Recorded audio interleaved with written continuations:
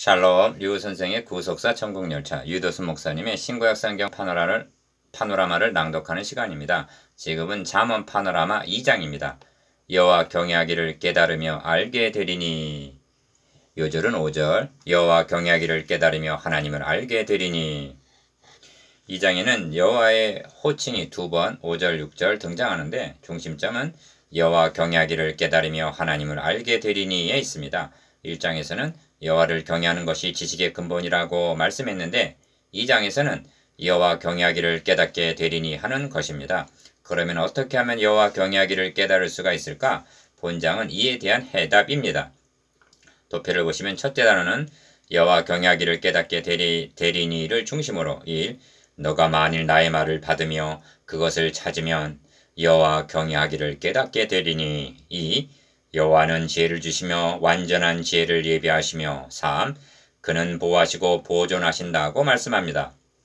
둘째 단어는 지혜를 중심으로 지혜가. 4. 너의 마음에 들어가 즐겁게 되고 보호해 주신다. 5. 악한 자의 길에서 건져내리라. 6. 음녀에게서 구원하리니. 7. 음녀에게로 가는 자는 돌아오지 못한다. 8. 지혜가 너로 땅에 거하게 하며 남아있게 하나. 9. 악인은 뽑히리라 합니다. 한마디로 여호와 경외하기를 깨달은 길은 지혜를 얻어 마음에 간직해 한다는 말씀입니다. 여호와 경외를 깨닫는 길은 지혜를 얻어 마음에 간직해 한다는 말씀입니다. 이를 두 단어로 나누어 상고하겠습니다. 첫째 단어는 1절에서 9절 지혜를 예비하시는 하나님. 둘째 단어는 10절에서 22절 지혜가 너를 지켜 구원하리라. 주제 여호와 경외하기를 깨달으며 알게 되리니. 기억 다시 한번 잠언서의 구조를 상기시킵니다만 1장에서 9장까지는 원론과 같은 것으로 이 부분에는 교리적인 논리성이 있습니다. 그런 후에 10장에서 31장까지에는 명심해야 할 경구들로 되어 있는 구조입니다. 그러므로 1장에서 여호와를 경외하는 것이 지혜의 근본이라 말씀하고는 1장 7절, 2장에서는 여호와 경외하기를 깨달으며 하나님 알게 되는 5절 비결을 말씀합니다. 그러므로 우선적으로 유념해야 할 점은 2장에서도 내 아들아 한 1절 아들을 가운데 놓고 지혜가 너의 마음에 들어가서 한 10절 지혜와 지혜가 또 너를 음녀에게서 말로 호리는 이방 계집에서 구원하리니 16절 한 음녀가 되게라는 구도라는 점입니다. 그리고 본장에는 길이 10번 정도 등장하는데 사망의 길과 생명의 두 길로 18절 19절 갈라진다고 말씀합니다. 니은 그러면 어떻게 하면 여호와 경외하기를 깨닫게 되는가? 그 비결이 1절에서 4절 사이 안에 4절까지 안에 들어있습니다. 가 말씀을 받아 나 간직하고 다 귀를 지혜에 기울이고 라 마음을 명철해 두며 마 지식을 구하고 찾으면 깨달으며 알게 되리니 합니다. 4절에 구하고 찾으라는 말씀이 있는데 무슨 말씀이 기억나십니까?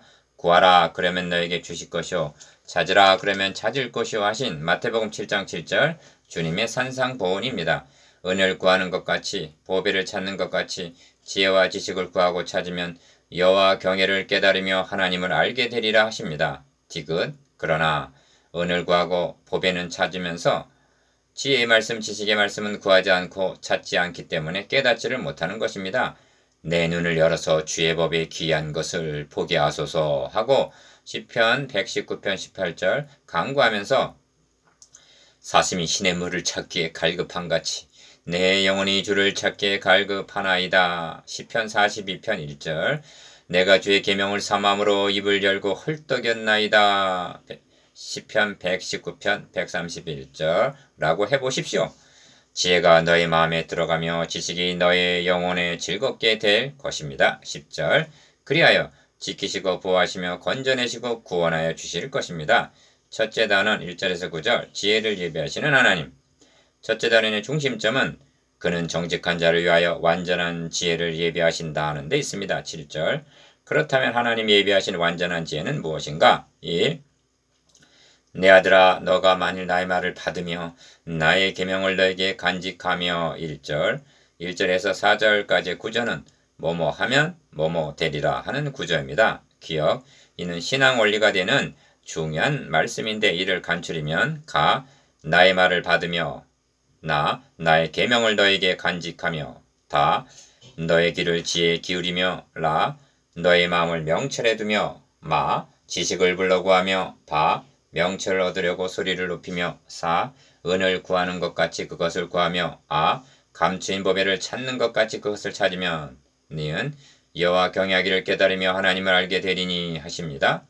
5절 다른 지름길은 없습니다. 반면 예외도 없습니다. 누구든지 이렇게 하기만 하면 깨닫고 알게 된다는 말씀입니다. 그러므로 여기서 말씀하는 나의 말, 계명, 지혜, 명철, 지식이란 단순한 교훈이 아니라 오직 비밀한 가운데 있는 하나님의 지혜를 말하는 것이니 곧 감추었던 것인데 하나님이 우리의 영광을 위하사 만세전에 미리 정하신 것이라. 한 고린도전서 2장 7절 하나님의 구원계 곧 복음이라 할 수가 있습니다. 디귿 이렇게 하면 어떻게 되는가? 여호와 경외하기를 깨달으며 하나님을 알게 되리니 합니다. 5절 주님은 영생은 곧 유일하신 참 하나님과 그의 보내신 자 예수 그리스도를 아는 것이니이다 하십니다. 요한복음 17장 3절 하나님 경외는 하나님을 알고 그의 보내신 자 예수 그리스도를 아는 만큼 성숙해지는 것입니다. 그러므로 사도 바울도 하나님을 알게 하시고 하고 에베소서 1장 17절 간구하면서 지식에 넘치는 그리스도의 사랑을 알아 그 넓이와 길이와 높이와 깊이가 어떠함을 깨달아 하나님의 모든 충만하신 것으로 너희에게 충만하게 하시기를 구하노라 합니다. 에베소서 3장 18절에서 19절 이렇게 사모하는 모든 사람에게 말입니다. 우리가 믿는 하나님은 우리의 온갖 구하는 것이나 생각하는 것에 더 넘치도록 능히 하시리라고 말씀합니다. 에베소서 3장 20절 그러므로 본문도 강조하기를 대제 여호와는 지혜를 주시며 지식과 명철을 그 입에서 내심이며 그는 정직한 자를 위하여 완전한 지혜를 예비하시며 합니다. 6절에서 7절 상반절 기억 2장은 하나님을 경외하는 자를 정직한 자, 행실이 온전한 자 7절, 성도들 8절이라고 말씀합니다. 그러면 하나님께서 성도들을 위하여 예비하신 완전한 지혜가 무엇인가? 7절, 3장 21절 오직 비밀한 가운데 있는 하나님의 지혜를 말하는 것이니 곧 감추었던 것인데 하나님이 우리의 영광을 위하사 만세전에 미리 정하신 것이라. 이 지혜는 이 시대의 관원이 하나도 알지 못하였나니 만일 알았다면 영광의 주를 십자가에 못 박지 아니하였으리라. 기록된 바 하나님이 자기를 사랑하는 자들을 위하여 예비하신 모든 것은 눈으로 보지 못하고 귀로도 듣지 못하고 사람의 마음으로도 생각지 못하였다 함과 같으니라 한 그리스도입니다. 고린도전서 2장 7절에서 9절 3 그리고 말씀하시기를 하나님은 행실이 온전한 자에게 방패가 되시나니 대저 그는 공평의 길을 보호하시며 그 성도의 길을 보존하려 하심이니라 하십니다. 7절 하반절에서 8절 기억 우리 방패가 되시어서 보호하시며 보존하시는 분은 그리스도이십니다. 주님은 말씀하십니다. 내가 저에게 영생을 주노니 영원히 멸망치 아니할 터이요 또 저희를 내 손에서 빼앗을 자가 없느니라. 요한복음 10장 28절 니은 그런즉 너가 공의와 공평과 정직 곧 모든 선한 길을 깨달을 것이라 하는 것입니다. 9절 첫째 단원을 요약을 한다면 여호와 하나님이 해주시는 일은 성도들을 위하여 완전한 지혜를 예비하시는 것이고 성도들인 우리가 해야 할 일은 이를 구하고 찾는 일입니다. 이것이 여호와는 지혜를 예비하신다는 의미입니다. 둘째 단원 10절에서 22절 지혜가 너를 지켜 구원하리라. 둘째 단원은 하나님이 예비하신 완전한 지혜가 성도들을 어떻게 보호해 주시는가에 있습니다. 4. 그 지혜가 너의 마음에 들어가며 지식이 너의 영혼에 즐겁게 될 것이요 합니다. 10절 기억 먼저 구절을 깨닫는 일이 전체를 파악하는 데 도움이 됩니다. 첫째 단원의 주제는 하나님이십니다. 여호와 하나님 5절 여호와 6절 그는 7절 대저 그는 8절 하고 하나님이 주체인데 그는 정직한 자를 위하여 완전한 지혜를 예비하시는 하나님으로 계시되어 있습니다. 니은 그런데 둘째 단원의 주체는 하나님 예비하신 지혜임을 인식하는 것이 중요합니다. 가 지혜가 너의 마음에 들어가며 10절 나 지혜가 또 너를 음녀하게 해서 16절 다 지혜가 너로 선한 자의 길로 행하게 한다 하고 20절 말씀합니다. 그러니까 첫째 단원이 하나님이 행해 주실 일을 말씀했다면 둘째 단원은 지혜가 행해 줄 일을 말씀하고 있는 것입니다. 디귿 그러면 지혜가 하시는 최우선의 일이 무엇인가? 가 그 지혜가 너의 마음에 들어가며 이것이 우선적인 일입니다. 하나님이 예비하신 완전한 지혜가 너의 마음에 들어갈 때 비로소 효염이 있게 되는 것입니다.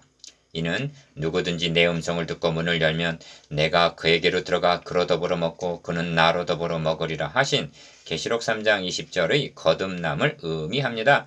지혜가 이성적인 지혜를 가리킨다면 머리에 들어가며 했을 것입니다. 얼마나 명백한 진리인가. 나 그리하여 지식이 너의 영혼에 즐겁게 될 것이오. 10절. 다 근신이 너를 지키며 명철이 너를 보호하여. 11절. 5. 악한 자의 길과 폐역을 말하는 자에게 건져내리라. 12절 하십니다. 그러면 이렇게 행해 주실 지혜가 누군가 하는 것은 명백하다 하겠습니다. 하나님께서 사랑하는 자들 위하여 예비해 놓으신 그리스도이십니다. 그래서 지혜 얻는 자에게 생명나무라. 3장 18절. 지혜가 제일이니 지혜를 얻으라. 4장 7절 하는 것입니다. 기억 2장에서도 악한 자와 12절, 악인이 22절 등장하는데 이에 대한 분별이 필요합니다. 악한 자는 내 아들아 악한 자가 너를 꿰지라도 한 1장 10절의 악의 세력을 가리킵니다. 이를 16절에서는 음녀라고 표현을 하고 있습니다. 그 집은 사망으로 그 길은 음부로 기울어졌나니 한 18절 기울어졌나니 한 데서 악한 자 음녀의 정체가 더욱 드러납니다. 그러나 악인이란 악인은 땅에서 끊어지겠고 한 22절 악한 자를 추종하는 불신자를 가리키는 말입니다. 6. 그러면 우리의 마음에 들어온 지혜가 하는 일이 무엇인가? 지혜가 또 너를 음녀에게서 말로 흐리는 이방 계집에게서 구원하리니 하십니다. 16절.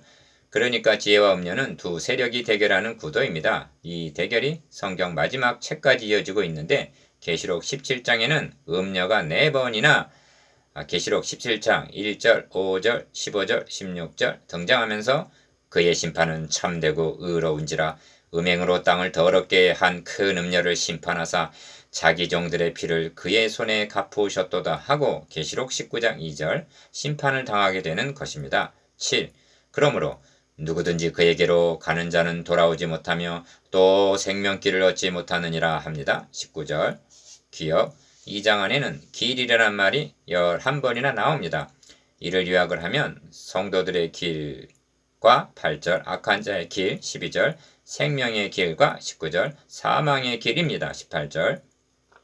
그러므로 1장에서는 악한 자를 따라가고 있는 자들을 향해서 나의 책망을 듣고 돌이키라 하고 1장 23절 지혜가 외치고 있는 것입니다. 8. 2장은 두 부류, 두 길, 두 종말을 대조해서 보여줌으로 마치고 있는데 지혜가 너로 선한 자의 길로 행하게 하며 또 의인의 길을 지키게 하리니 20절 대저 정직한 자는 땅에 거하며 완전한 자는 땅에 남아 있으리라 하고 21절 선한 자의 길, 악인의 길을 말씀합니다. 9.